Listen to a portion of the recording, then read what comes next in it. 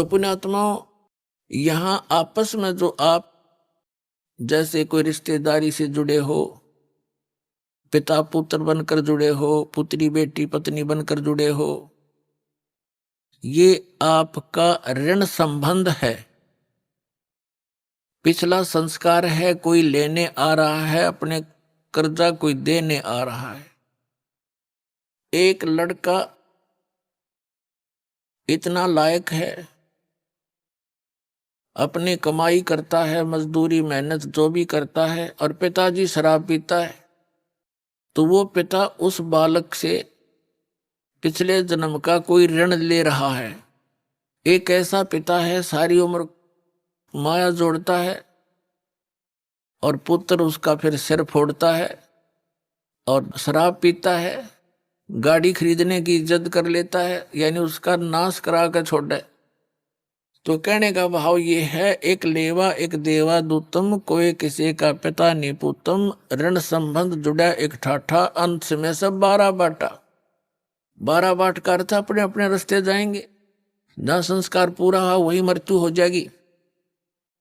जब तक आप कबीर परमेश्वर की शरण में इस दास के माध्यम से नहीं आओगे, तब तक आपका एक जैसा भी संस्कार है वही मिलेगा, उसमें कोई परिवर्तन नहीं हो सकता।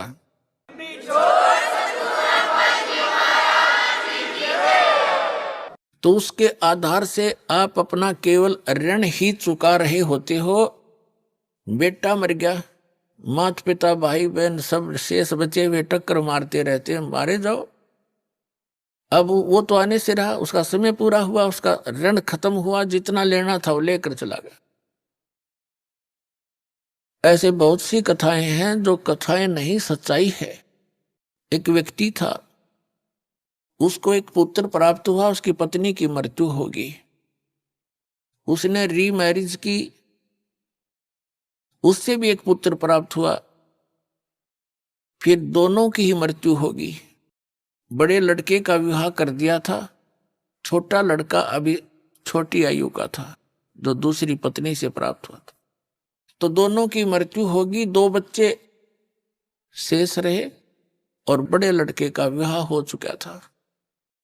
कुछ दिनों के बाद वो छोटा जो लड़का था वो रोगी हो गया। उसके बड़े भाई ने, मौसी के बेटे ने बहुत कुछ इलाज भी करवाया कुछ दिन। फिर उन दोनों के मन में दोष आ गया।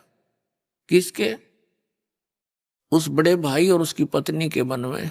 इसके हिस्से में लगभग 15-16 एकड़ जमीन है, मकान आते हैं। ये बीमार है, रोगी है, इसको कोई ऐसा विष दिलवा दे ये मृत्यु को प्राप्त हो जाए, क्यों पैसे खराब करे। उन्होंने उस वैद्य से संपर्क किया जो उसका ट्रीटमेंट कर रहा था। उसको लालच दे दिया कि उसने कहा मैं 500 रुपये लूंगा और इस काम न कर दूंगा।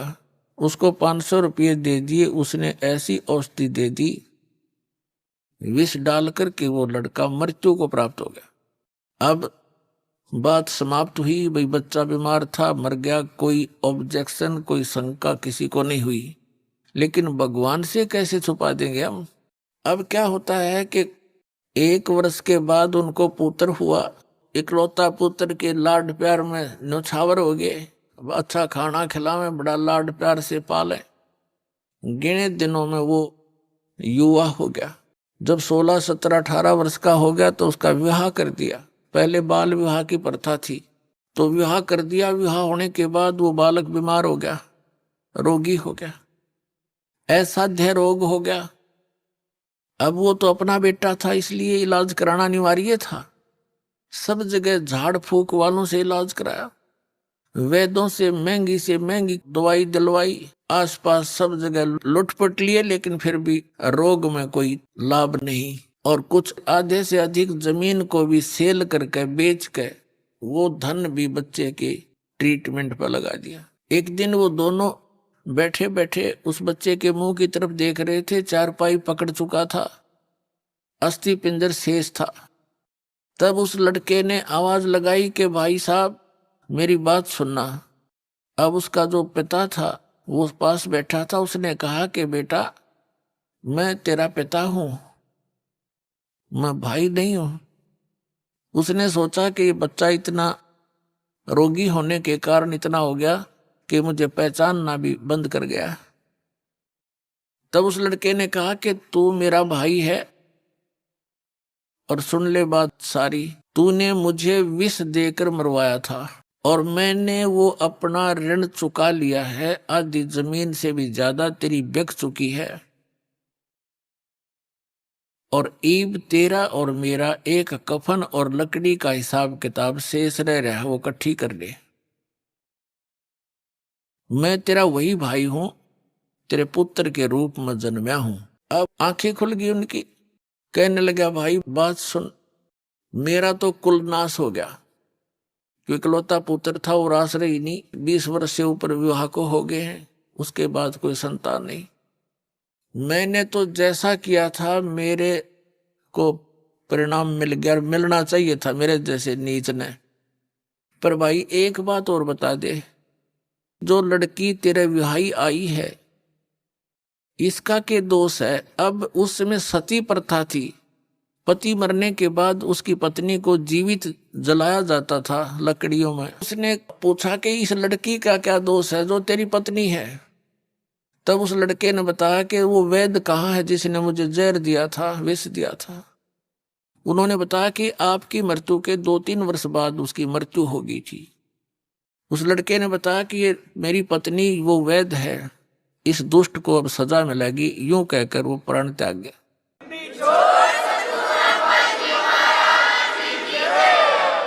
पुण्यात्माओं, ये 100 की 100 सत्य बातें हैं, क्योंकि जब तक हमें परमात्मा का डर नहीं होता हम इनको काना पर टाल देते हैं। कोई ये क्या सोचता है कि वैसे कथाएं नहीं। कबीर साहब कहते हैं तुमने उस दरगाह का मैल नहीं देखा, धर्मराज के तिल तिल का लेखा। तो कहने का भाव ये है पुण्यात्माओं, फिर भी जो भी आपका ऋण संबंध जुड़ा है, परिवार है, बेटा है, बेटी है, माता पिता भाई बहन है, अब इस ऋण को हमारे लिए तो ये भारी बात है। जैसे किसी का 1-2 लाख रुपया कर्जा हो, उसकी मित्रता किसी अच्छे सेठ साहूकार से हो जाए जिसका करोड़ों की संपत्ति हो, तो उसने उसके ऋण मुक्त करने में 2 मिनट लगेंगे। 2 लाख रुपया पकड़ा देगा, ले बेटा ले ले, हो जा तेरे जब दे दिए ना तो मत देना। ऐसे भी नेक पुरुष हुआ करते थे। तो ये समर्थ शक्ति कबीर साहब है। आपसे तो ये ऋण उतरा नहीं, क्योंकि जो विधान आपने अपना रखा है, जिस भगवान की आस लिए बैठे हो, वो तो आपका किया भोग कर ही समाप्त होगा, दुख भी और सुख भी, ऐसा नियम है। और इस परमात्मा का नियम है कि आपके पापों का नाश कर देंगे। पिछला संस्कार सब खत्म हो गया, वर्तमान का जो प्रारब्ध है उसमें परिवर्तन करेगा आपके में। आपके बच्चों को अपने कोटे से धन देगा, आपको प्यार दिलाएगा उनसे, क्योंकि बच्चों को ऐसा ज्ञान दे दिया जाएगा। जिन बच्चों ने आपको सताना था, कोई चोरी करके जेल में जाना था, कोई डाके मारना थे, या शराब पी कर आपको तंग करना था, आपकी पुत्री ब्याही जाती है, दामाद दारू पी रहा होता है, पत्नी को लड़की को सताता है, माँ बाप भी रात को बैठकर चिंतित होते हैं। तो ये सब समस्याओं का समाधान, ये संस्कार आपके परमात्मा कबीर जी बदल देगा, तो आपका जीवन सुखी होगा।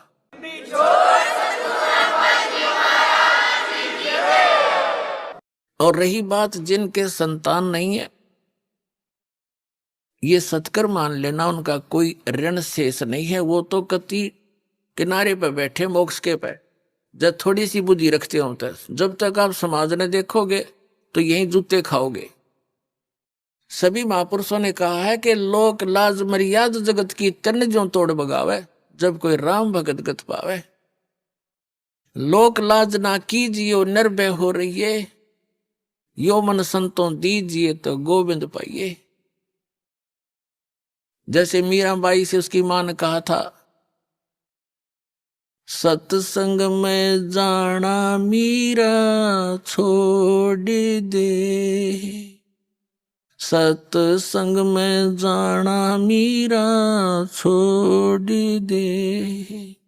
हाय मारी लोग करे तकरार, सत्संग में जाना मीरा छोड़ दे। हाय मारी लोग करे तकरार, सत्संग में जाना मीरा छोड़ दे।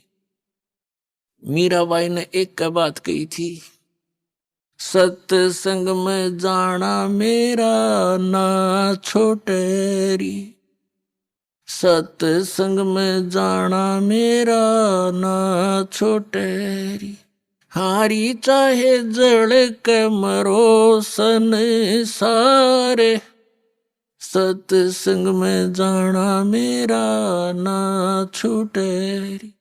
हारी चाहे जड़ के मरो संसारे, सत्संग में जाना मेरा ना छूटेरी।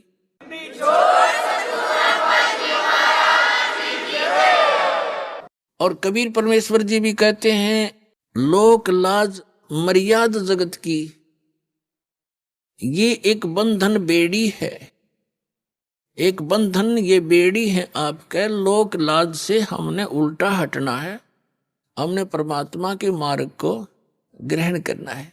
और सोई जन उबरे जिन तोड़ी कुल की कान, कबीर साहब कहते हैं कुल करनी के कारण, जो परंपरागत जो परंपराएं हैं आपकी कुल की, खानदान की, कुल करनी के कारण हंसा गया बिगो, और जब यू कुल के कर लेगा तू चार पाया का हो। कबीर साहब कहते हैं आज तो तू लोक लाज में आकर भगवान से दूर हो जाएगा, क्योंकि जिनको ज्ञान नहीं वो तो आपका विरोध करेंगे ही करेंगे। जब आपको ज्ञान हो जाएगा ना, फिर ना सुनो उनकी, चाहे कितना भी आपने संघर्ष करना पड़ो। संघर्ष में लड़ाई नहीं होती, उनकी बातें नहीं माननी, ये संघर्ष हमारे लिए। तो कहते हैं जब तू गधा बन के खड़ा हो जाएगा चार पाया का, जब यू कुल के डाल डाल देगा तेरे, जिसकी आज तू आन कान मान कर भगवान से दूर हो जाएगा। तो कबीर साहब कहते हैं कुल करने के कारण ये हंसा गया बिगो, यानी इसने अपना नाश कर लिया भक्ति का, और तब यू कुल के कर लेगा तू चार पाया का हो। तो इन बातों से डर के आप भक्ति कर सकते हो। और पुण्यात्माओं, खुद भगवान बतावे, आंखों देखा वो संत बतावे जिनको परमात्मा मिले, और सभी सदग्रंथ बतावे, तो फिर उस बात में कोई त्रुटि नहीं होती।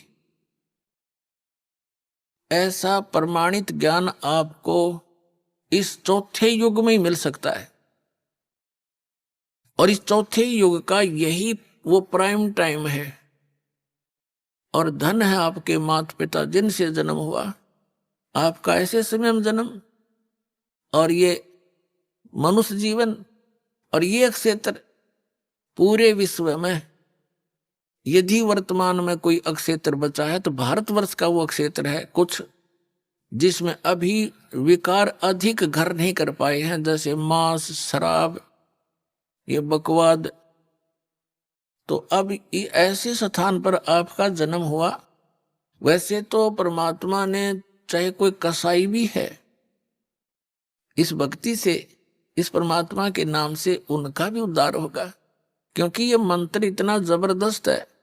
इसको चाहे कोई भी जाप करो, बुराइयां त्याग दे, जैसे पहले होली सो होली, पिछले सभी पापों का नाश कर देगा ये भगवान। बड़ा दयालु है, इनके पास वो समर्थ शक्ति है। ये मंत्र यथार्थ है, जिसकी थोड़ी भक्ति से भी घना लाभ आपको होगा। तो प्रत्येक प्राणी पार हो सकता है, ये रास्ता ठीक मिल गया। तो क्या बताते हैं, आप वो पुण्यात्मा हैं जो इस मार्ग पर लग रहे हो, किसी ना किसी कारण से आप यहाँ पहुंच रहे हो। आप कोई दुख में यहाँ आया है किसी से सुनकर कि वहां ऐसे राहत मिलती है, वो तो 100% है, वो तो दुख आपका दूर होगा ही होगा। वह तो चिंता करने की जरूरत नहीं आपने, पर विश्वास आपका चाहिए।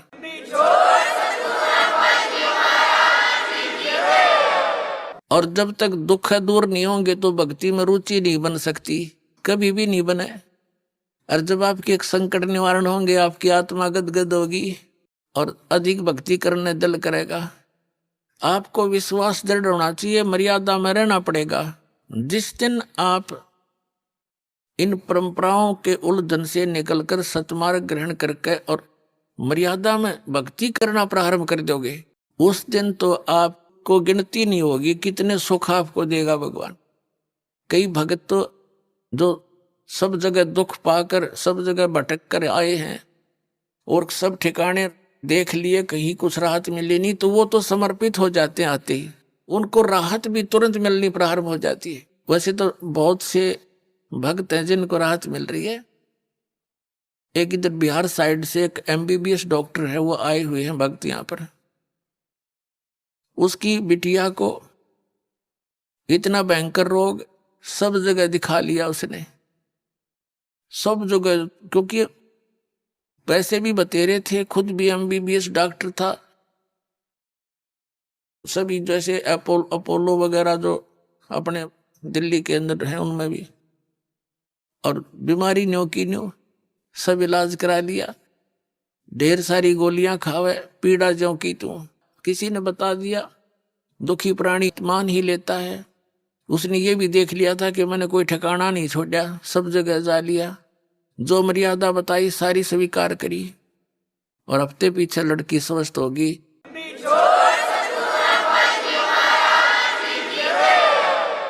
तो कहने का भाव ये, फिर वो जा करके उसने वहां बताया, सबने देखा, क्योंकि सब उसके मित्र प्यारे जहां वो क्लिनिक रखी थी वो सब को पता था कि लड़की बहुत दुखी थी।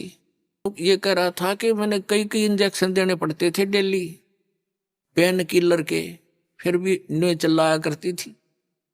और यहाँ ते कह दिया था गोली दवाई मत देना, क्योंकि आपने जो कसर छोड़ नहीं रखी। उसी दिन से वो दवाई छोड़ दी थी उस बेटी ने, आज तक स्वस्थ है वो, 2-3 महीने की बात होगी।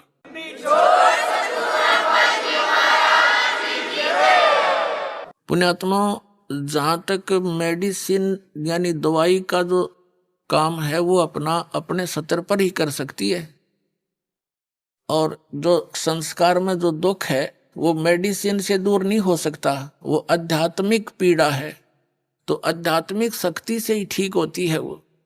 तो यहाँ हर तरह से सुविधा है, आपका प्रत्येक रोग भी नाश होगा।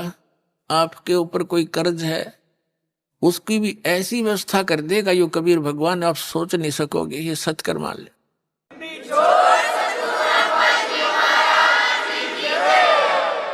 जैसे 2 नंबर से जो कमाई करते हैं, हेरा फेरी करके, मिलावट करके, चोरी करके, रिश्वत लेकर, ये तो विष का काम करेगा आपके, एक दिन देख लेना। आपको पता नहीं, अभी तो देखम देखा लग रहे हैं सभी। एक व्यक्ति बता रहा था, कहने लगा जी नाम लेने से पहले मैं 10 रुपये की काम करूं था, 20 का नुकसान होया करता, और कर्जा हो गया। आज से 10-15 वर्ष पहले की बात है, 1-1.5 लाख रुपया कर्जा। 10-15 साल पहले 1 लाख राज के 10 लाख कर्जा, समझ लो। इतना दबाव था उसके ऊपर, दीक्षा ली, कुछ अटपट भी करा करता, वो बंद करवाई, शराब पीना, मांस खाना, और कोई मिलावट नहीं करेगा, जो भी तू काम करेगा नियत से कर, देख भगवान की रजा देखना। तो उसने क्या किया, दृढ़ हो गया वो कि मेरी हेरा फेरी तय और सारी बकवादा थी, कर्जा तो कम होता नहीं, मैं इनकी सारी बात मान के देखता हूं। 1 वर्ष के अंदर अंदर क्या हुआ, उसका एक मित्र था, उसके पास कुदरती चला गया, 2-3-4 वर्ष के बाद मिला था उससे। उसने कहा तू एक काम कर कि मेरी यहां से ट्रांसफर होगी, उसका मित्र था, कोई अधिकारी था, और एक प्लाट है मेरा यहाँ पर, इसको तू ले ले। वो कह रहा था, मैंने कहा मेरे पास पैसा तो एक भी नहीं है। कहना फिर दे दिए, तू इसको ले ले, संभाल लेगा, मैं जाता हूं दूर, और ये मेरी पत्नी का नाम है, तू अपने नाम करा ले। पैसे दे दिए जब हो तेरे पे।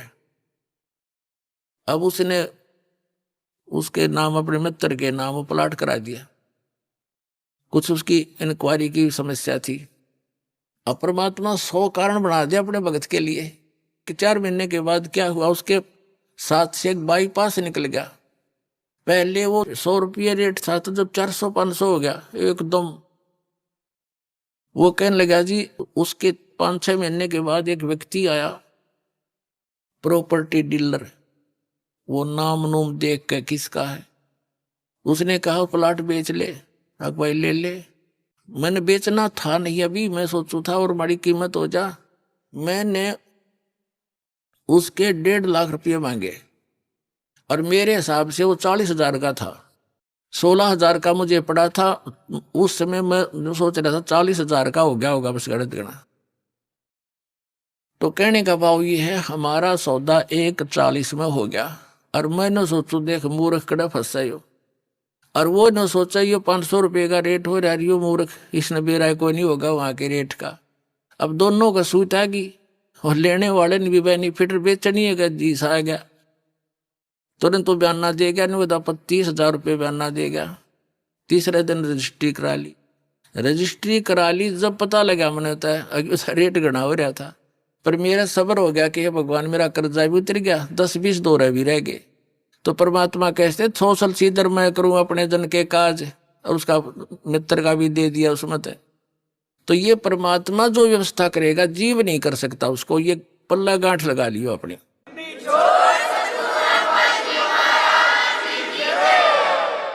तो पुण्यात्माओं, हम भगवान को छोड़कर अपनी दुर्बुद्धि के कारण जो गलतियां करते हैं, वो हमें हानि करती है, लाभ नहीं। और अब रही बात, उसको इतना विश्वास हो गया, फिर तो माया वापस हटता है इंसान जब इसकी सच्चाई का पता लगता है। तो पुण्यात्माओं, परमात्मा साथ है तो माया तो उसकी छाया की तरह साथ रहेगी आपके, यहां कमी नहीं रहने देगा आपको। ये समझ सकती है। कहते हैं जैतन राजपाट भी चाहिए, हमारा धर ले ध्यान। वैसे तो हमने राजपाट की आवश्यकता नहीं, सबसे बड़ा हानि का सौदा है जो राजनीति में जाते हैं, वो अपना जीवन नाश करते हैं।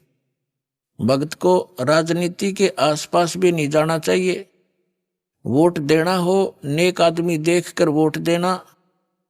किसी ऐसे भाव में भावुक होकर किसी के कहने से और या कोई पार्टी विशेष देखकर आप अपना वोट देकर पाप के भागी मत बनना। क्योंकि आपके द्वारा दिया गया वोट से जो चुना हुआ व्यक्ति है, यदि वो गलतियां करता है तो उसका रेसो में पाप आपको भी लगेगा। तो ये ध्यान रखना है, अपने वोट का सदुपयोग करना है, करो कितना। क्योंकि राजा तो एक चुनना ही पड़ेगा व्यवस्था बनाए रखने के लिए, इतनी सी बात। लेकिन स्वयं उस व्यवस्था में सड़ना नहीं आपने। परमात्मा पाना है, यहां से मन हटाना है। और यहाँ के राजाओं की क्या स्थिति है, हम इतिहास पढ़ा करते हैं। मोहम्मद गौरी ने इतनी बार चढ़ाई करी, 16 बार चढ़ाई करी, फिर विजयी हुआ। विजयी होकर के कला तोड़ दिया, इतने तो मानस आदमी मरवा दिए। और 5-7 वर्ष से राज्य करा, फिर मृत्यु को प्राप्त हो गया। गधा बना अंडा वही क्या था मोहम्मद गौरी। तो हम इन बकवादों को याद करके उन इतिहासों को अब दोहराएंगे। अब कोई राजा है, मंत्री है, मुख्यमंत्री है, 10-5 वर्ष मुख्यमंत्री रह भी गया तो के कला टूट गया, कल न कुत्ता बनकर सैर सपट्टे यही करता फिरेगा। तो हमने इस बीमारी को याद रखना है, या लगन नहीं देनी अपने। यो रोग से दीर्घ।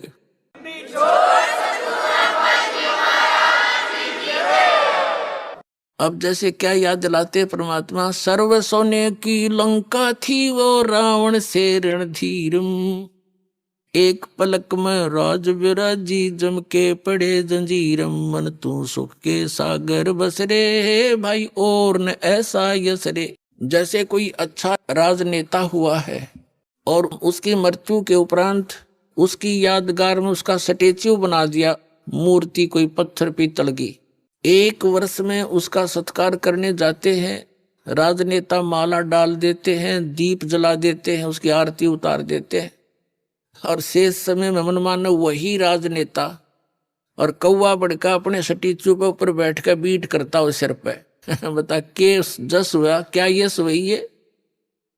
इस झूठे लोक में यदि आपने सफलता पानी है, यहाँ की मर्यादाओं की तरफ झांकना नहीं है, वही हमें हानि करती है। हम यहाँ के ठाठ पाठ देखकर हम भी बह जाते हैं। तो परमात्मा कहते झूठे सुख को सुख कहे ये मान रहा मनमोद, ये सकल चबीना काल का कुछ मुख में कुछ गोद। तो ये सब काल का आहार है, काल व्यवस्था है। काल व्यवस्था से ऊपर उठेंगे तभी हम परमात्मा पाएंगे।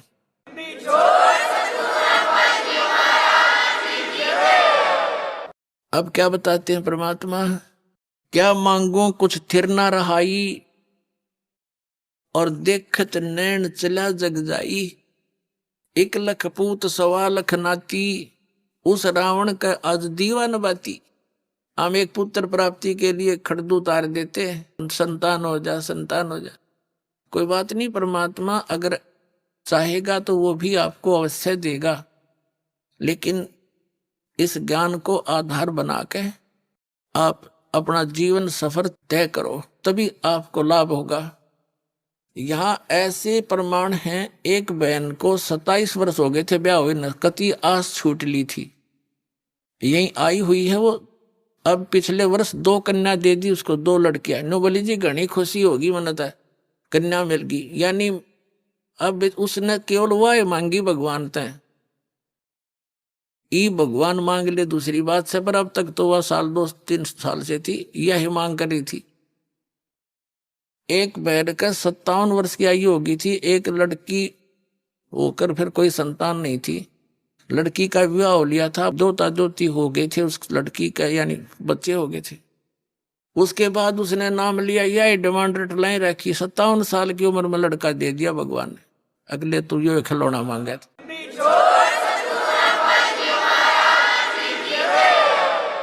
तो पुण्यात्माओं, हम ये खिलौने मांगते हैं, इन खिलौनों ने जब मांगना बंद कर देंगे ना, जब भक्ति हमारी सफल होगी।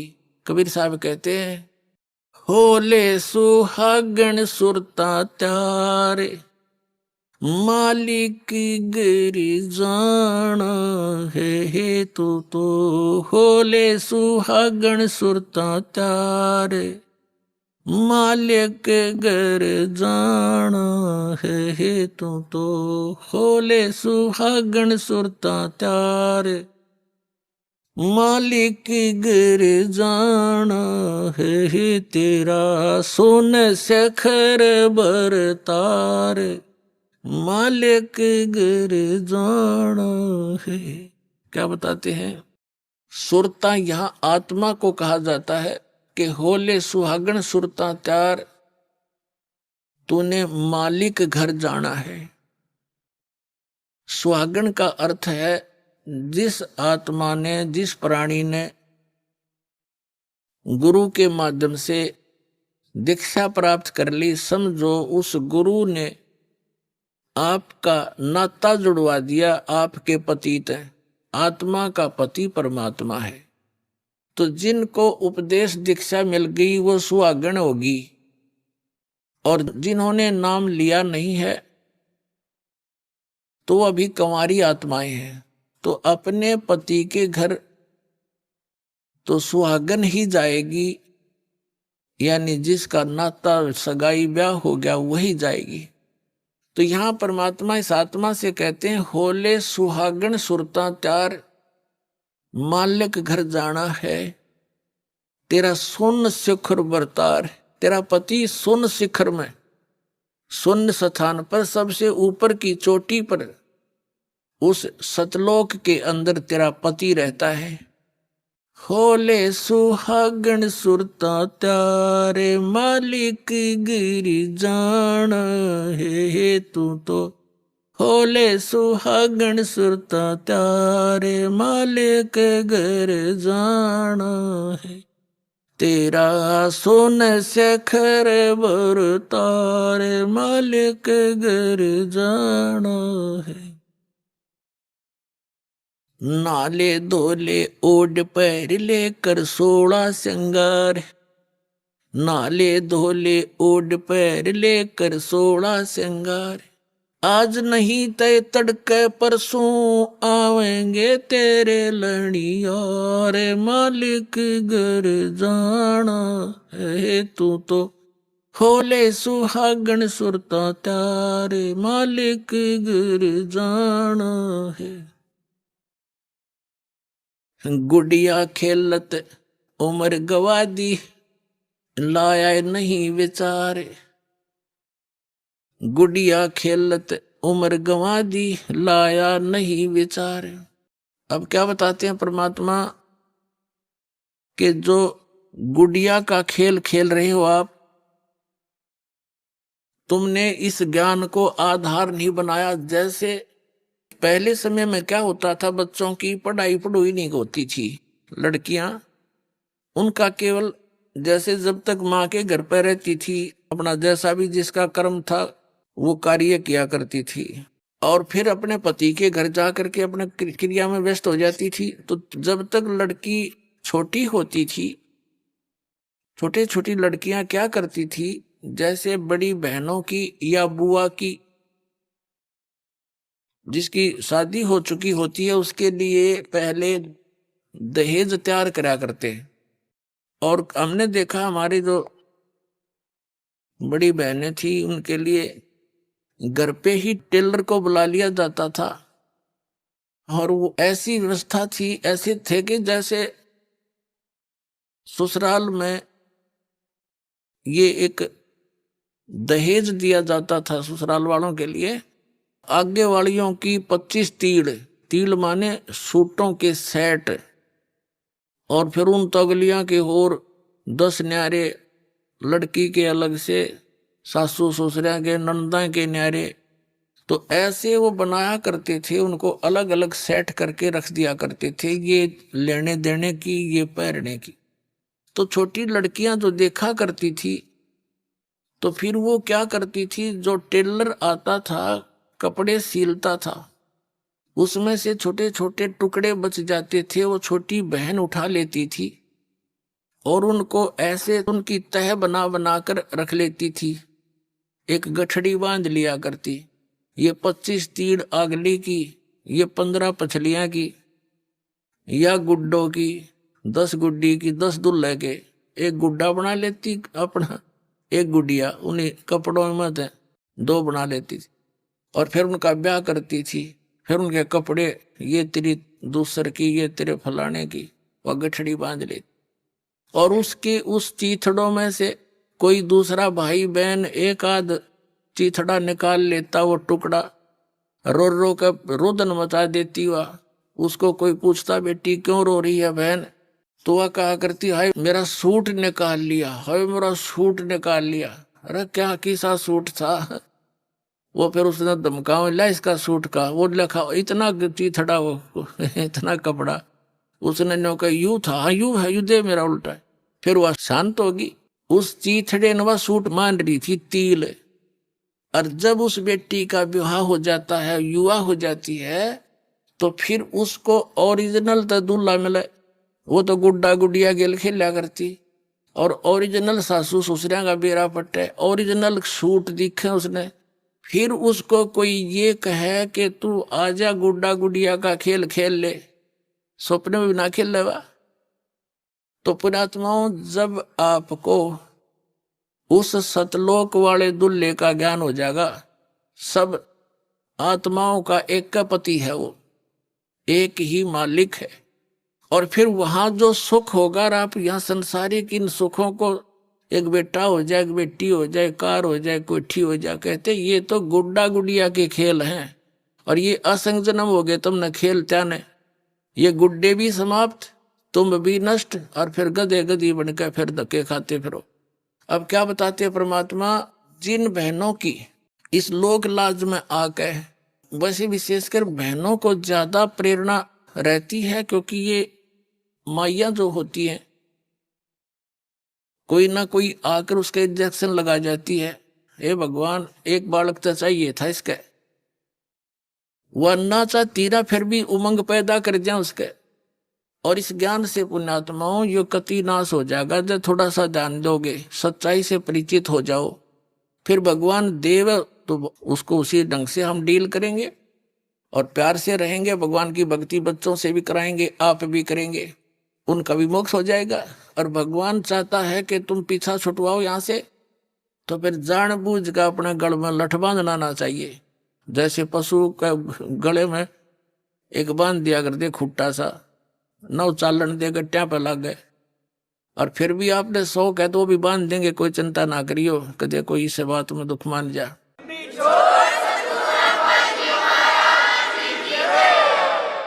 तो कहने का भाव ये है कि परमात्मा चाहता नहीं कि इस बेटी को क्यों फांसी लाऊं, क्यों खाम का। ज्ञान समझ लिया, भक्ति कर ले, पीछा छुटवा लिया। तो अनजान है, नहीं मानती, उनके भाग में है नहीं, भगवान से भी दूर हो जाती है वो तो ये उद्देश्य लेकर आती हैं। और देखो नीरू और नीमा नाम के दुल्हा दुल्हाई थे, 62 साल की उम्र होगी थी उनकी, कोई संतान नहीं थी। परमात्मा ने उनको ये गले में लठ बांधना उचित नहीं समझा, उनके संतान नहीं दी, उन्हें सिर पटक लिया और स्वयं आगे बालक रूप धारण करके कमल के फूल पर प्राप्त हो गए। उनका वो दिल भी डांट दिया और उनका संस्कार भी मिटा दिया, क्योंकि वो तो समर्थ आगे, उन जरूरतें ना थी। परमात्मा गर्दिश का आगे उसका कमी क्या की रही थी। जब नीरू नीमा कबीर साहब को उठा ले गए, अब पहले नीमा भी साथ हाथ बटाया करती थी कपड़े बुड़न में। नीमा तो फिर सारा दिन कबीर परमात्मा को सीने से लगाए बैठी रहती, जहां जाओ साथ ले जाती। अब वो काम करता था अकेला, आधा काम रह गया, समस्या आने लगी रोटियां की भी। तो परमात्मा ने एक दिन क्या किया, बहुत चिंतित थी उसकी, मुंह बोली माँ, मुंह बोला पिता। जिस पालने में वो झूल रहे थे उसके नीचे कपड़ा बिछा रखा था, जिसने रुमाल सा बिछा देते बच्चे के। परमात्मा ने पैर के साथ वो कपड़ा उठा दिया तो नीचे क्या देखा कि सोने की एक असरफी रखी थी। उन्होंने जब उठाई तो आकाशवाणी कर दी दाता ने खुद ही कि नीमा किसी को बताना नहीं, अपने रोजगार वास्ते इसको प्रयोग कर लेना, बाकी का धर्म पर लगा देना। अब उसने अपने पति को बताई कि आकाशवाणी हुई ऐसे ऐसे, भगवान ने दया करी, बड़ी देख बच्चे के कपड़े के नीचे हमें एक सोने की मोहर मिल गई, यानी 10 ग्राम सोना, आज तो 30,000 का 40 का हो रहा है। उस दिन से उनका वह समस्या भी हल कर दी परम पिता ने। फिर जब कबीर साहब हो गए 10 वर्ष के, तो उसने एक दिन अपनी सहेली को बता दी या समस्या होती है, तो सहेली को बताई कि तुम कहाँ से मिलता है तुझे ये पैसा। कि उसने बताया ये लड़का ऐसा भगवान आ रहा है, इसके कपड़े का नीचे पावर दे लिया हमने, अगले दिन ना पाया और हो गया बंद काम। वो तो लीला थी उनकी। फिर जब समस्या देखी तो आप भी कपड़ा बुनने लग गए। तो कहने का भाव दास का ये है कि उस परमात्मा ने उन प्यारी आत्माओं को इस दलदल में धसने नहीं दिया, संतान नहीं दी ना, तो संतान इतनी दे दे श्रमणी भी ना जा थारे पास जुड़वा दे भगवान ते। तो उनका उद्देश्य ये है कि तुम यहाँ से पीछा छुटवा लो, और ये तो असंग जन्म हो गए, तुमने इन खिलौना तो खेलता नहीं, ना ये खिलौने रहते ना तुम रहते। तो कहने का भाव ये है कि जिन पुण्यात्माओं को ये ज्ञान समझ में अगर नाम ले लिया, फिर भगवान पर छोड़ दे इस बात ने, अगर जो मालिक आपकी रजा हो, हमारे जो हित में हो वही करना।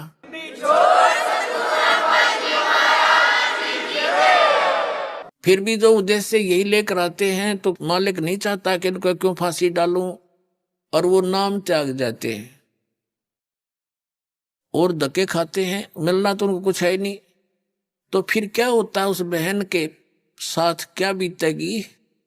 परमात्मा कहते हैं कि यो काल ऐसी दुर्गति करेगा आपकी, वो बहन की मृत्यु हो जाएगी। इसी दुख में हे भगवान मेरे बालक ना होए, हे भगवान मेरे बच्चे ना होए, तो इस तड़फ में वह मर जाती है। तो काल तो विलियन है, ये तो खलनायक है। ये क्या करता है कि ले अब के तेरे को बच्चे बच्चे दे देता हूं, अगले जन्म में उसको कुतिया की योनि मिलती है, एक टाइम में वह 8-8 बच्चे पैदा करेगी। फिर नु कहेगा ले तू बच्चे पैदा करके छक ले। तो वह दुर्गति जाकर वाई खड़ी कर ली, अपने जी ने साका पैदा कर लिया, समस्या। और परमात्मा कहते हैं होले सुहागण सुरता त्यारे मालिक गिर जाना है हेतु तो। होले सुहागण सुरता त्यारे मालिक गिर जाना है तेरा। सुन शेखर बर तारे मालिक गिर जाना। नाले दोले ओढ़ पैर लेकर 16 श्रृंगार। आज नहीं तय तड़के परसों आवेंगे तेरे लड़िहारे मालिक गिर जाना है तू तो। होले सुहागण सुरता त्यारे। तेरे साथ की कितनी जाली तू क्यों लारी वार। तेरे साथ की कितनी जाली तू क्यों लारी वार। गुड़िया खेलत जन्म गवाया लाया है नहीं विचारे मालिक गिर जाना है तू तो। होले सुहागण सुरता त्यारे है तेरा। सोन शेखर बर तारे। सतगुरु मारे बानिया है करते बनज व्यवहार। सतगुरु मारे बानिया है करते बनज व्यवहार। बिन डांडी बिन पालड़े है तोले दिया संसारे मालिक घर जाना है तू तो। होले सुहागण सुरता त्यारे है तेरा। सोन शेखर बर तारे मालिक गिर जाना। सोन शेखर में सेज पिया की हंसे हंस कर ले प्यार। सोन शेखर में सेज पिया की हंसे हंस कर ले प्यार। कह कबीर सुनो मेरी सजनी लूटो वो अजब बहार मालिक गिर जाना है तू तो। होले सुहागण सुरता त्यारे मालिक गिर जाना। इसमें क्या समझाना चाहा परम पिता ने?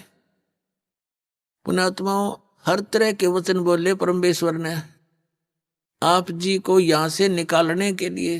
जैसे कुएं में बाल्टी गिर जाती है, उस निकालने के लिए बाल्टी को एक रस्से से बांध कर हुक, उसको कांटा बोले, कांटे 20-21 कांटे वो हुक उल्टे सुलटे उसमें जकड़े हुए होते हैं उसे हुक। और वो इकट्ठा उसका ग्रुप सा होता है, रस्सी का बांध के और उसको नीचे डाल दिया जाता है और ऐसे कुएं में लाते हैं। बाल्टी को तो एक ही हुक में अटक जाना था, लेकिन वो 10, 15, 20, 21 डाल दिए। किस लिए? कि ना जाने कौन से में सूत बैठ